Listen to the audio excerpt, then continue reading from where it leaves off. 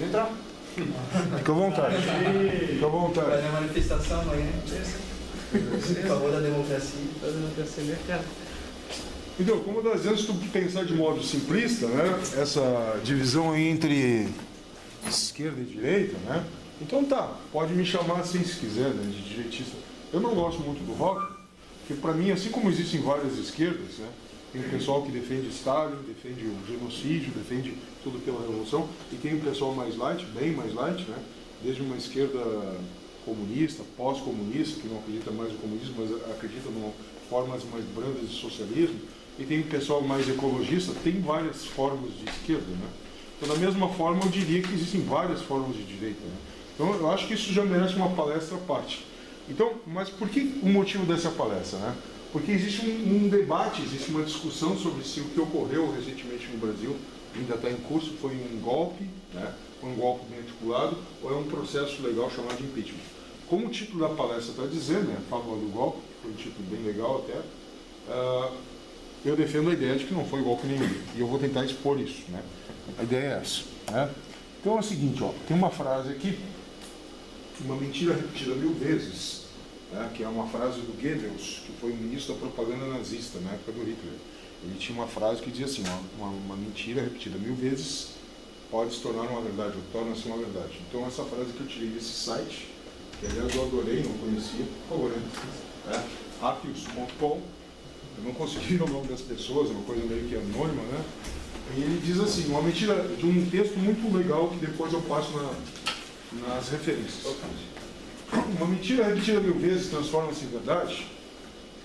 Uma verdade repetida 1000 vezes tem potencial muito mais devastador, do tipo que derruba presidentes. Esse é um texto que depois tem nas referências, né? Bom, aqui eu começo com uma pergunta, tá? Qual foi o foco das manifestações de junho de 2013? Aumento da tarifa. Inicialmente foi esse o foco, né? Que levou milhões de pessoas às ruas e beleza e tal, né? Isso aqui é só uma pergunta para vocês lembrar, para a gente lembrar lá no final. O que mudou dessas manifestações de 2013 para as manifestações de 2015 e 2016? Lembrando apenas que essas manifestações de 2015 e 2016, essa aí foi aquela primeira grande de Florianópolis, com 60 mil pessoas na rua. Já tinham ocorrido outras em 2014, com 500 pessoas, teve uma que foram 30 pessoas, né? Então, assim, o que mudou de uma para outra? Daquela promovida pelo grupo ligado à esquerda, PSTU, PSOL, né? Para essas relacionadas a outros movimentos. Parece que não tem nada a ver, mas tem uma ligação. Bom, o que é um golpe de Estado? Né? Primeira característica de um golpe de Estado, né?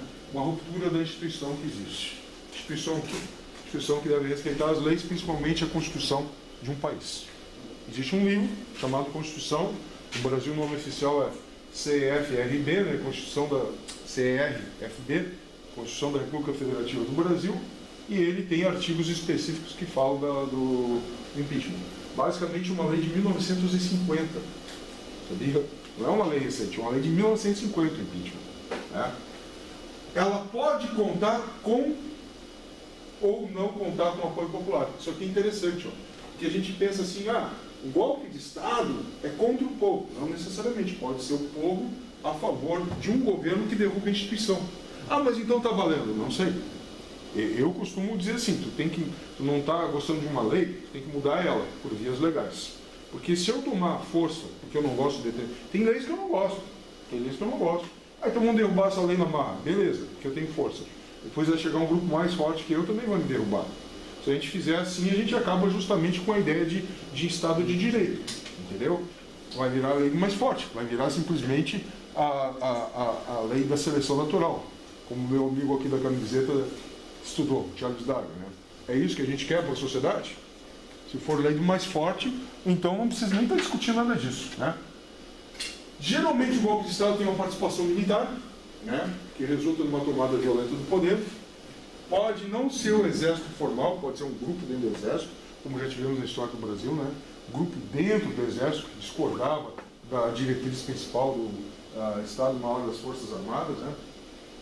Ele pode ser contra ou a favor de um governo instituído. Peraí, contra um governo, como se viu contra Dilma, mas a favor do governo, como assim? Exatamente, o que ocorreu na Venezuela. O Chaves foi eleito. Ele foi eleito democraticamente. Mas depois eles criam uma série de instrumentos jurídicos para combater aqueles que discordavam dele. Isso é um golpe? Tem gente que diz que não. Tem gente que diz que foi a democracia bolivariana. Tem gente que define como golpe. Vocês é que vão se posicionar segundo as suas consciências. Né? Mesma coisa Hitler. Por favor, mesma coisa Hitler. Hitler inicialmente foi eleito. Só que depois ele derrubou a instituição que garantiu a sua permanência no poder. Outro exemplo diferente foi Getúlio Vargas no Brasil, que inicialmente foi ditador. Depois ele foi tão aclamado pelo povo que ele se tornou, que ele foi eleito democraticamente. Foi o contrário. Né? Mas tu pode justamente contar com o apoio da população, o governo executivo, o presidente, pode contar com o apoio da população para quê? Para perseguir a oposição. Então, perseguir o legislativo. Isso não deixa de ser um golpe. Um golpe é a favor do governo, sim, a favor do executivo, mas contra os deputados e os senadores. Então, nem sempre o golpe é contra o governo que está instituindo. Né? Pode ser promovido pelo próprio executivo. Né? E aí ele impõe novos instrumentos jurídicos, novas leis. Então, a partir de agora está valendo isso. Né? E foi o que a gente viu na ditadura brasileira, né? Ditadura de 64. Que alguns direitistas insistem em dizer que foi uma revolução. Não, foi um golpe. Segundo essas características, foi um golpe. Tu não é de direita? O que eu falei para vocês? Eu não sou de esquerda, mas eu não concordo em absoluto com métodos violentos de tomar o poder. Então, para mim, por exemplo, a ditadura brasileira foi uma ditadura. Entendeu? Mas ela defendeu o capitalismo. Não importa. É a mesma coisa. A ditadura de Pinochet no Chile foi uma ditadura sanguinária. Certo? Segundo consta, executou 3 mil pessoas. Né? Mas algumas pessoas mereceram. Eu não vou entrar nesse mérito. Que mesmo que algumas pessoas merecessem morrer, isso tem que estar descrito em lei a partir de uma pena de morte. Se tu não tem ela no país, então foi ilegal. Ou tu adota uma perspectiva legalista, uma vez que eu defendo impeachment, por quê? Porque eu defendo a lei. Se eu vou dizer que algumas pessoas mereceram morrer porque eram contra a minha ideologia, então eu tenho que aceitar as pessoas que dizem que o impeachment é golpe. Entendeu? A lógica. Tudo que, assim, tu tem que usar a lógica dos teus argumentos. Né? Se tu não usa a lógica, tu está usando só um raciocínio mentiroso para defender a força bruta. Se eu disser assim, se eu dizer que o Pinochet implantou as bases de um sistema econômico que tornou o Chile um país mais desenvolvido. Ok, nem foi a inteligência dele, porque casualmente ele contava com uma equipe econômica que tinha estudado em Chicago, naquela época, que era o centro do pensamento neo ou liberal, como queira chamar, nos Estados Unidos da América. Né? E essa equipe estava ali disponível e disse, faz aí a reforma econômica. Foi meio que uma liga. Né? E nós tínhamos justamente professores que tinham estudado na França, na Europa, que eram centros de um pensamento econômico mais estatista. Né? Então o que acontece? Mas se eu defender que o que aconteceu no Chile foi justo, foi correto, mesmo que por vias tortas, o que eu estou dizendo para vocês? Que os fins justificam os meios. Se eu defender isso, eu estou defendendo em suma que não importa quais são os meios utilizados, o que importa é só o fim. Eu não concordo com isso. Eu acho que os meios importam. Não pode tentar atropelar o processo jurídico, passar por cima dos direitos individuais e direitos civis. Né? Para mim, uma coisa que vocês vão entender depois, o liberalismo ele não é só econômico, ele tem que ser político também. Ele tem que defender a liberdade do cidadão. Bom, aqui tem as condições ideais para um golpe, segundo Galbraith. Galbraith, para quem não conhece, né, ele foi um economista que dialogou muito com Friedman. Friedman era um liberal, um economista que eu gosto mais. O Galbraith ele era um economista mais estatista, mas ele tinha um pensamento político interessante. Ele diz assim, que as condições ideais para o golpe tem que ser tipo assim, tipo pontapé e ponta podre. Quer dizer, o sistema, o governo já tem que estar corroído, ele já tem que estar decadente, ele já tem que estar impopular. E aí chega alguém e dá um pontapé, a porta desaba, né? Na verdade, com exceção dos últimos anos do governo Dilma, por causa das ações econômicas desastradas dela, tu não tinha um governo impopular, pelo contrário. Os índices de popularidade do Lula estavam altíssimos. Né? O finalzinho da Dilma estava baixo, mas assim, se tu pegar assim, em termos históricos, foi muito pouco para isso caracterizar uma porta podre que chegou alguém e deu um golpe. É preciso ter um líder determinado, resoluto, capaz de levantar as massas contra o governo a ser derrubado. Isso não ocorreu nesse processo de impeachment. tu tinha uma grande onda, uma grande tsunami, e várias pessoas aí com suas pranchinhas tentando surfar naquela onda, né? Tem várias pessoas, inclusive picaretas de marca maior, né, como o Olavo de Carvalho, que chegaram e disseram, o impeachment não teria ocorrido se não fosse por mim.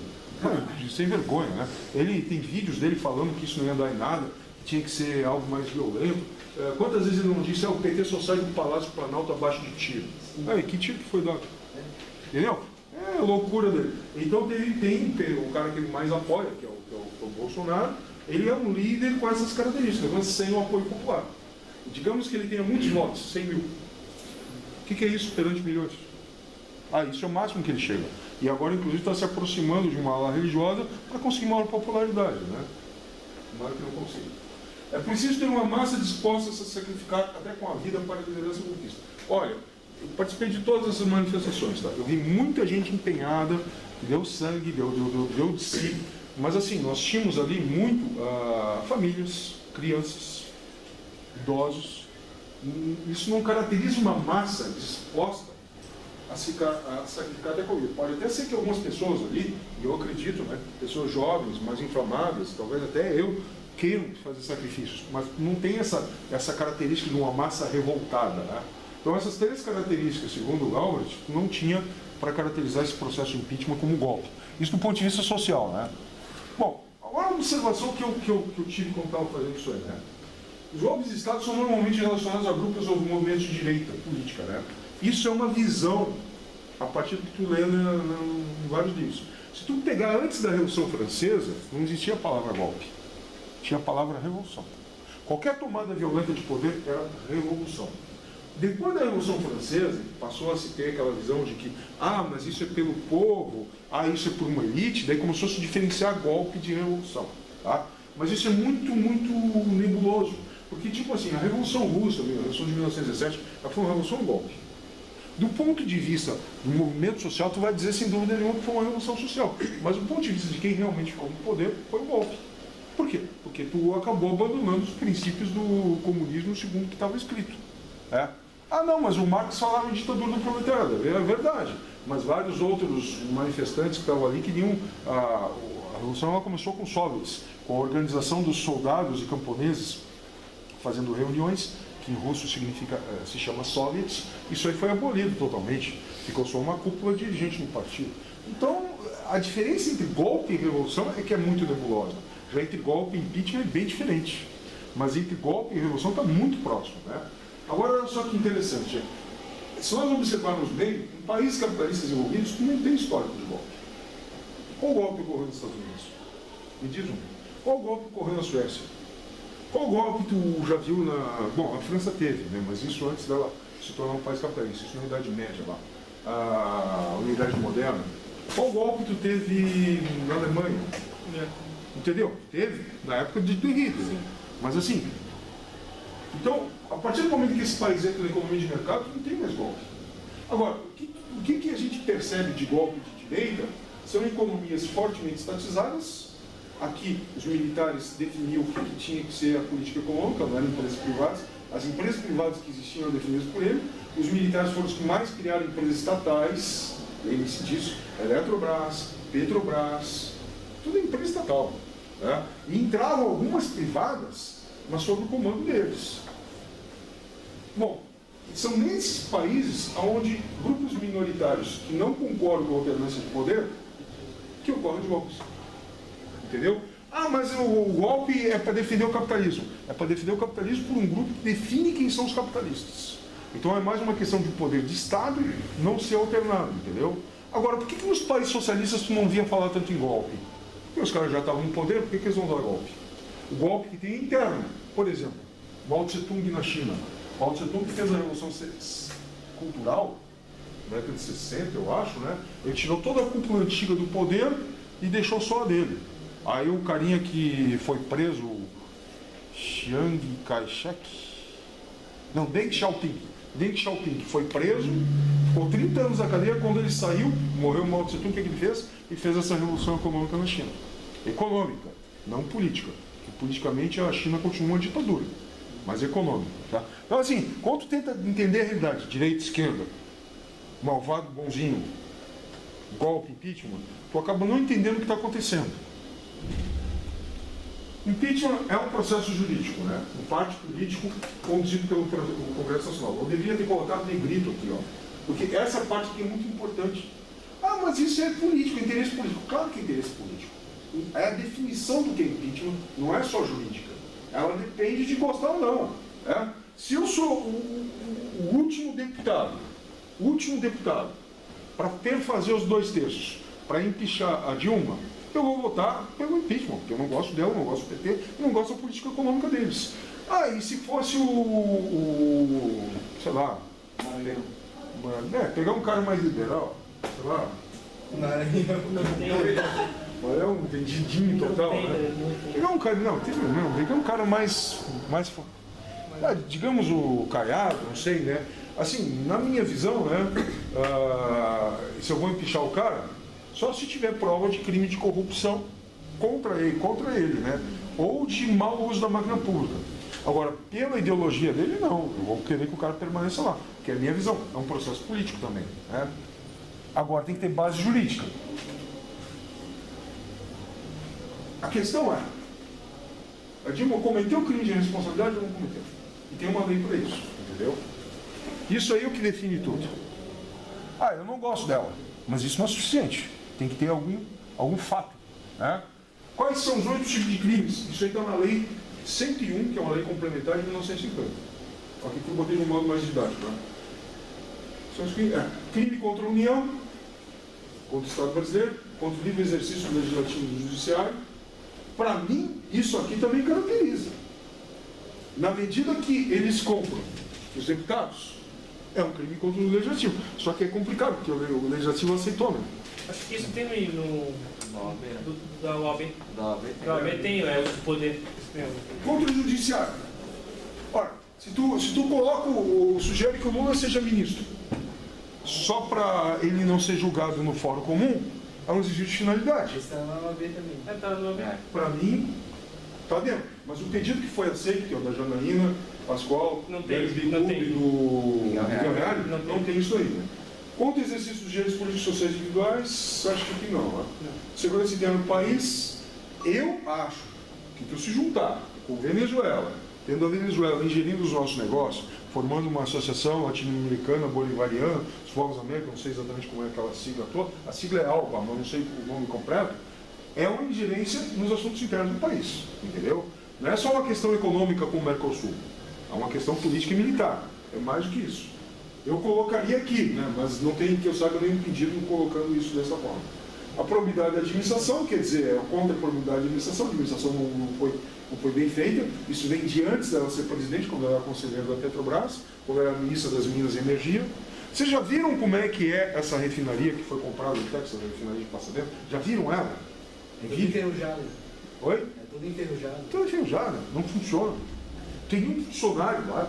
Parece aquelas cenas de game, de distopia, de fim do mundo, assim, onde tem uns ciborgues lá lutando. Cara, é um lixo. Cara, eu acho que se divulgasse, acho que nós liberais somos ruins em propaganda e marketing. Ainda estamos engateando isso. E se botar essa imagem assim, repetidas vezes na internet, divulgar isso, vai dar uma dimensão física do que foi feito, entendeu? Porque eu não falo em dinheiro, em cifras, em milhões, que são apenas bits passados de computador para computador, não tem noção disso. Contra a lei orçamentária, né? Vocês vão ver em gráficos o que aconteceu, né? Na verdade, o que é pedalada fiscal, que, como disse um palestrante semana passada, um dos professores de Direito da Universidade Federal do Ceará, é uma palavra muito branda, é uma expressão muito branda para caracterizar crime fiscal, né? É tipo assim, cara, imagina que eu vou fazer uma declaração de imposto de renda. Vou na minha declaraçãozinha todo ano, né? Eu tenho que colocar o que eu ganhei, eu tenho que colocar quais foram os meus rendimentos no banco, eu tenho que declarar meus bens. Imagina que eu não declarasse isso, ou parte disso, e declarasse aquilo que futuramente eu vou ganhar. Que eu ainda não ganhei. Tenho a projeção de ganhar isso. E que eu pego o dinheiro emprestado com alguém para sustentar isso. Dizer, tem isso aqui em crédito. É mais ou menos isso. Mas outros deputados fizeram. Vamos ver essa parte também, né? Bom, a guarda ilegal emprego do dinheiro público não foi. Tanto que a Caixa Econômica Federal... Você já viu um banco do Estado, um banco público, processar a União? Eu sou presidente de um banco público, eu vou processar a União, presidente. Vocês já viram isso? Por quê? Parte do dinheiro utilizado nas pedaladas fiscais